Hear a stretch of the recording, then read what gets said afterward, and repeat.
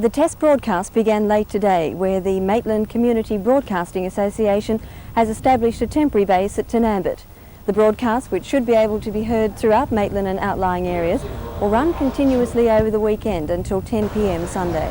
Using a 15-watt stereo exciter on a frequency of 105.3 megahertz. Almost constant debate. The Maitland Community Broadcasting Association is a non-profit enterprise set up to establish and operate a public radio station to serve the needs. This program is part of a test broadcast by the Maitland Community Broadcasting Association, coming to you from studios at 1 Mays Street, East Maitland, using a 15-watt stereo exciter on a frequency of 105.3 megahertz. And 2NUR FM. The Maitland Community Broadcasting Association is a non-profit enterprise set up to establish and operate a public radio station. We certainly hope so, Robin. We've publicised our broadcast pretty well, and we've already had indications by phone and radio that we are being received in a wide area.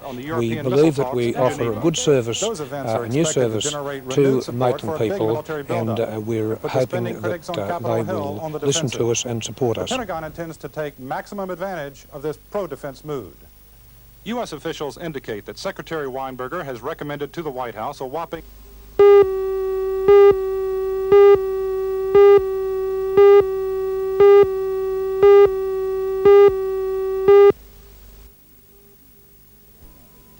Experiments are continuing aboard the Space Lab today despite the breakdown of an important piece of hardware that stores and relays data to the Earth. The high-speed recorder was eventually fixed with a simple screwdriver. Officials are thinking of extending the shuttle mission by a day because the experiments are going so well. In America, there has been another substantial drop in unemployment. For the second month in a row, unemployment fell in November to 8.4%, the lowest level in 2 years. In the past 11 months, 3.6 million Americans have obtained work, and it's given President Reagan plenty to talk about. The significance of that figure to us, though, is about how fast that makes the recovery. So we're a little ahead of schedule on the recovery. Meanwhile, US Defence Secretary Weinberger is on a week-long trip to Western Europe, designed among other things to calm the jittered nerves of America's allies over the Soviet walkout last week from medium-range arms control talks in Geneva. Weinberger is expressing optimism that the Soviets will return to the bargaining table soon.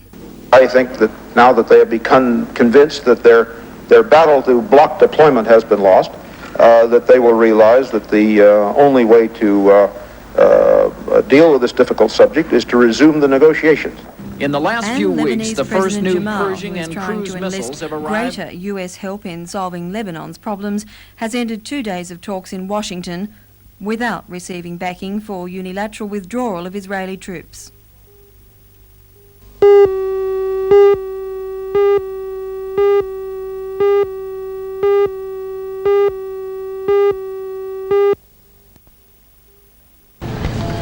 Rain did not deter shoppers this afternoon. They made the most of all-day trading everywhere.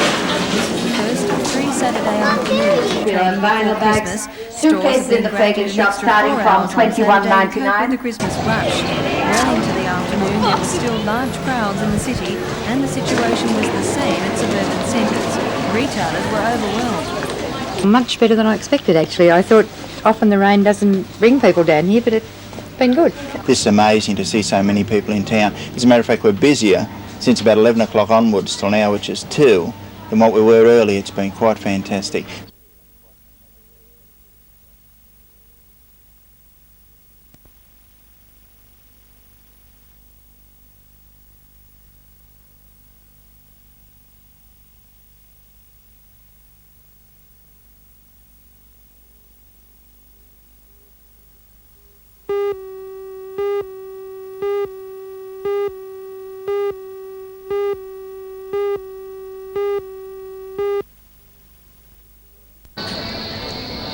The concept of a street fair is nothing new, but it is an idea that could be used more widely in Australia to put some life back into cities. In other countries, for instance in Japan, sections of streets like this are closed to traffic every weekend, so people can shop, enjoy entertainment, or just get out and meet other people.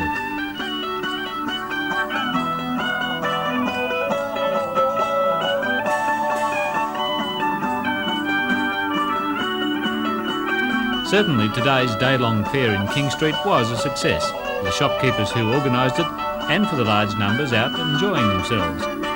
As a bonus, the fair raised funds for the ABC's Children's Christmas Appeal.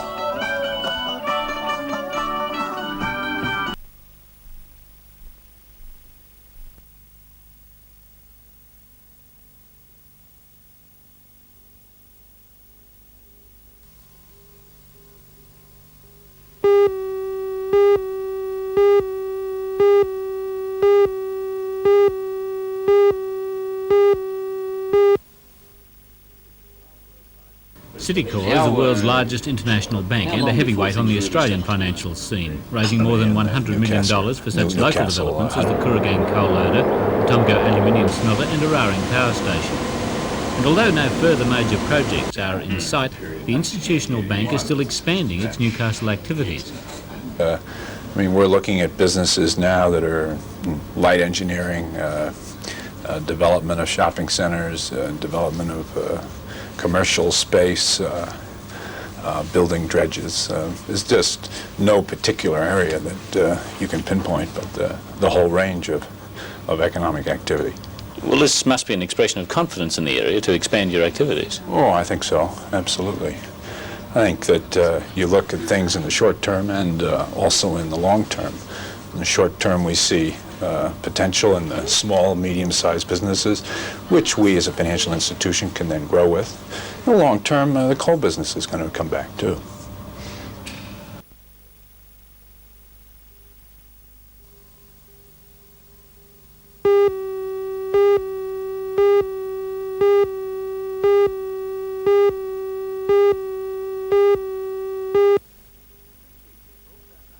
"60 people turned up at the Telford at lunchtime to hear what Sir Rupert and his colleagues have to offer. It's a chance to invest in a jojoba bean plantation at Emerald in Queensland. Jojoba oil is the latest wonder substance. It comes from a humble bush native to the deserts of Mexico and southern United States. However, trial plantings at Raglan near Rockhampton have shown its viability in Australia, particularly if carefully and expertly husbanded. Jojoba oil is used in a variety of applications, as a binder in cosmetics, as a lubricant, a carrier in pharmaceuticals, in cooking and waxing paper, and then once the bean is crushed, as a stock feed. World demand for the oil is growing rapidly, with projections putting the requirement at 65 kilotons per annum in 12 years' time. Only 1 kiloton is produced yearly throughout the world at present. But Sir Rupert told the gathering that interest in the jojoba bean plant gathered momentum 10 years ago when the sperm whale extinction scare began. When I was Premier of Victoria, quite an early stage in that premiership,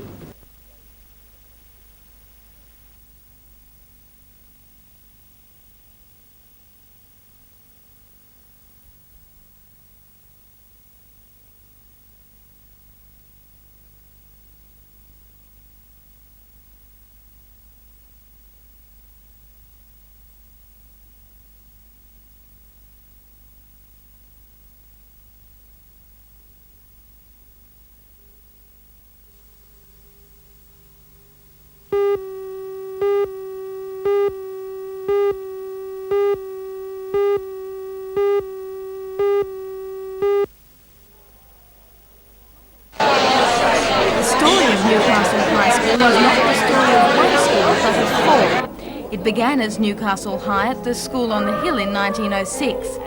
In 1929, Newcastle Girls High was established in Parkway Avenue, and Newcastle Boys High was started at Waratah in 1934. In 1975, the two schools were rejoined and amalgamated with the Hunter High School to form the Newcastle High School at Hamilton we know today. The book deals with the school's complicated past, but according to its author, there's no lose sight of the human history. Miss Audrey Armitage is a former student of Girls High. This book is a story about our teachers and our principals. We have students talking about students, students talking about teachers. But the main thrust of the book is a tribute to the teachers who were so influential in all our lives. Hundreds of students and staff from both the past and the present attended today's launching in the school hall. The book was launched by the longest-serving Girls High headmistress, Mrs Val Wells, and the longest-serving headmaster at Boys High, Mr Harold Beard. Copies of the book arrived from the publisher only minutes before the launch was scheduled to take place. The dust covers are still being printed and are expected to arrive within a fortnight.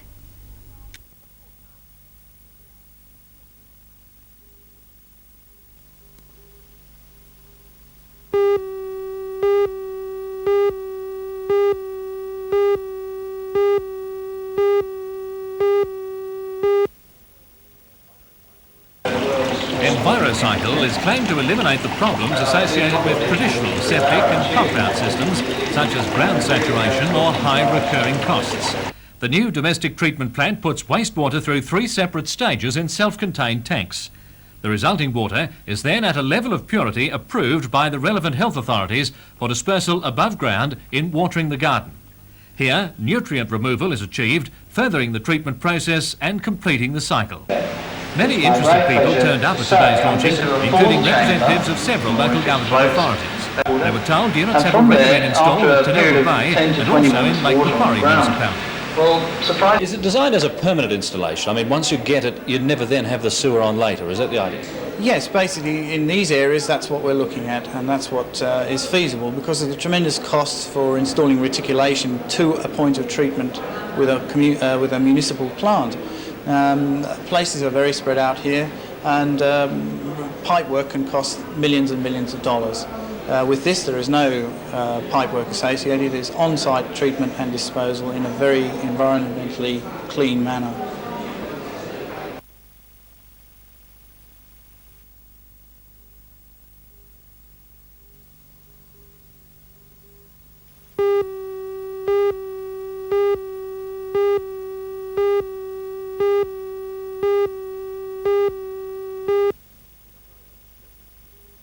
The operation which led to Mr McQuiggan gaining 50% of Wyndham's shares was spearheaded by his new partner, Mr Stan Hamley. Formerly manager of AGC, Mr Hamley has been buying up entrepreneurial companies shared by the financial giant. Recently, with Bob Ansett, he acquired budget. Well, it's only just launched, you see, only been going on a couple of weeks. Yes, well, I'm delighted. We've been working for some time. When they're international boards, they're too remote from where the action is. They do not firstly understand Australians, let alone people from the Hunter Valley. And I think we can do a far better job if left to our own resources.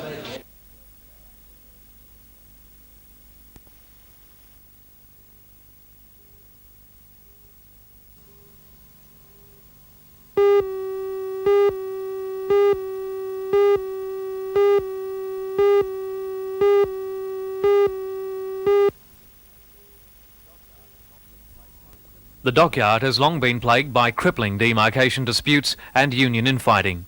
The agreement, if accepted, would be a landmark in Australian industrial relations.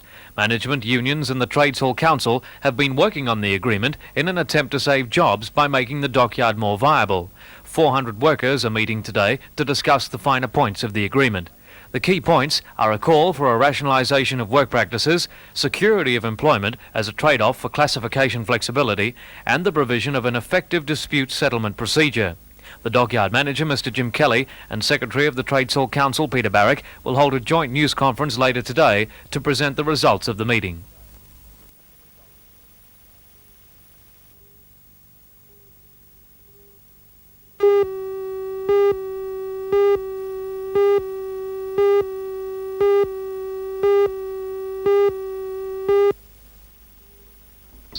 Two traditions were very much in evidence at the park: MG sports cars from several eras and the exacting standards of concours d'elegance. The MGs were joined by several other marques of car, totalling 38 entries in 8 categories. In concours, judges look for cars that are highly maintained, cleaned and polished. Details are vitally important. The fit of a body panel or a fluid leak in the engine can decide who comes second. A big winner this year was Jeff Redmond's handsome pre-World War II MGTA, which took out a class prize, and the Jeff Newey Trophy for the best T-type. Overall concours winner was an MGB Mark II belonging to a Sydney Club member, Eric Hayes.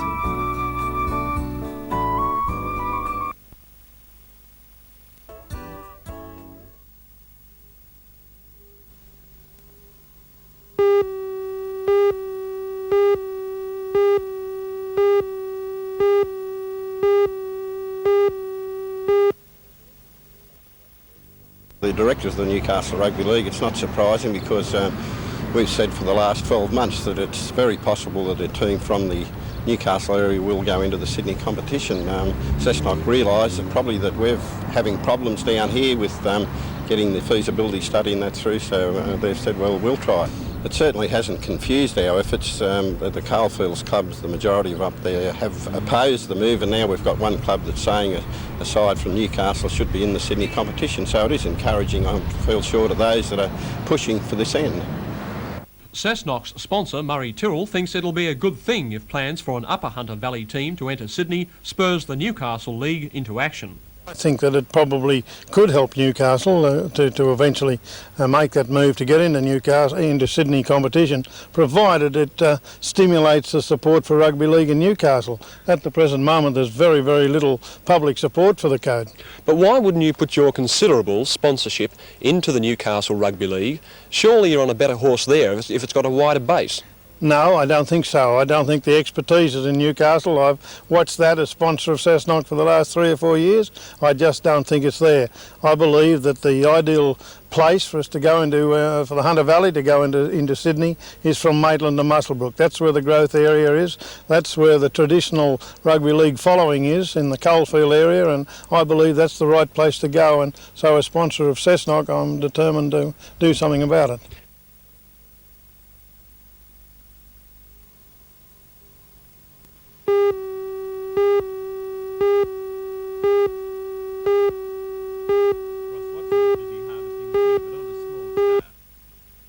To be a wheat farmer, you have to have strong nerves. No matter how well a growing season might go, you can't count on anything until the grain is safely in the silos.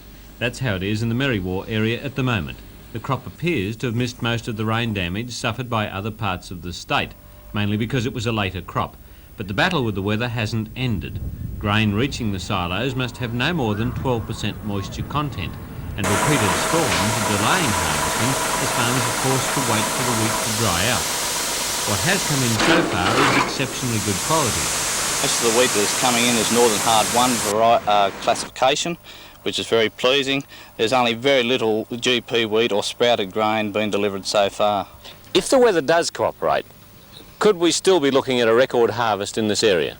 Most certainly. We're looking at, in the Merriwa area, something around 50 to 60,000 tonnes of wheat. Ross Watson is busy harvesting too, but on a small scale. He wants to examine the results of field trials with 25 different varieties of wheat, underlining just another nerve-testing decision that farmers have to make. Amongst other things, the trials show how some varieties produce better yields, but then were subject to wind damage because of the greater weight of grain they were carrying. Growers will get the results of these trials about March next year. Amongst this trial, we've got some very good varieties which are showing an excellent resistance to stripe rust. And following harvest, we'll compile the results and make notes on the relative performance of the varieties, comparing their standability with lodging, which we've seen here, and also their stripe rust performance in comparison to their yield and quality. In the meantime, however, farmers are worried about this crop, literally keeping one eye on the weather and one on the moisture level of the grain. What's the moisture now? About 12 and a half. So that's right to go. You're right to go now. Ready to start. With the moisture down to 12%, it's then a dash back to the property to get the header working until the next storm.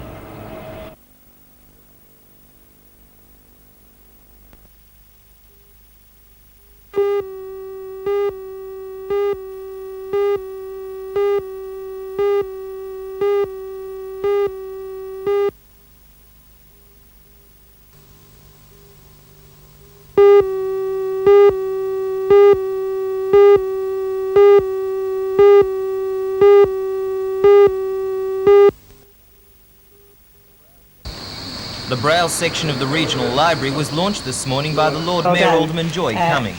Speaking to a small group of sight-handicapped borrowers, she said the library director, Mr. Charlie Smith, was to be congratulated. In his 22 years in the job, she said, he had always been a step ahead of other libraries in providing services for the handicapped. The Royal Blind Society has provided 80 Braille titles, a first for a public library in the state. The Society says it fulfills a policy of providing the blind with equal access to public services. In the past, there was a special library for the blind in Newcastle. However, the Society says the new service will provide a greater variety of titles and more opportunity to experience the pleasures of reading. Will you sit down? Oh, he wants to read.